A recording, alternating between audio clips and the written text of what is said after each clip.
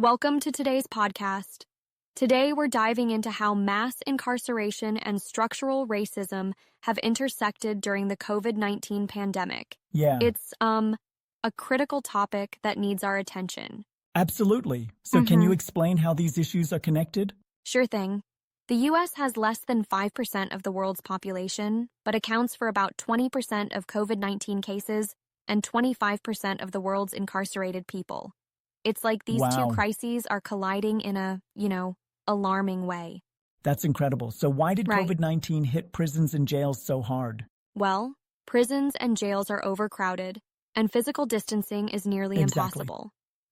Despite early warnings, there wasn't a swift response to protect incarcerated individuals. So that led to higher infection rates among them? Yeah, exactly. State prisons have over 3 times the infection rate of the general population. Oh Many man, of the largest outbreaks have been in correctional facilities. that's really concerning. How does It is. structural racism factor into this?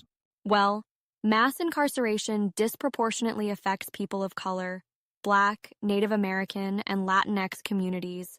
It's a key component of structural racism that creates and worsens health inequities. So the pandemic has just highlighted these existing issues? Exactly. Absolutely. The pandemic has, put a spotlight on how mass incarceration is a public health crisis. Right. Even the American Public Health Association recommends moving towards abolishing carceral systems. That's a significant stance. It really Do you is. think the public health community is responding adequately? Honestly, I think there's still a lot to be done. We need Yeah. more than just statements. We need concrete actions to address the harms caused by the carceral system. What kinds of actions are you suggesting? Well, one major action is decarceration, reducing the number of people in prisons and jails. Right. Also, investing in social determinants of health rather than punitive systems. That makes sense, but some people worry about public safety. Understandable. It's a common concern, but studies show that decarceration doesn't necessarily lead to increased crime. Really? Focusing on community-based solutions can actually improve safety. That's interesting. So how can epidemiology contribute to addressing these issues? Epidemiologists need to consider mass incarceration as a structural determinant of health. Right. By studying its impacts, we can better understand health disparities linked to structural racism. But is it really within public health scope to tackle mass incarceration? Absolutely. I believe it is. Public health can't ignore factors that significantly affect health outcomes. We have to advocate for systemic change. That's a valid point. What immediate steps can public health professionals take? We can advocate for policy changes like reducing prison populations and improving conditions inside facilities. Yeah. Also, pushing for better healthcare access for incarcerated people. And what about data transparency? Crucial.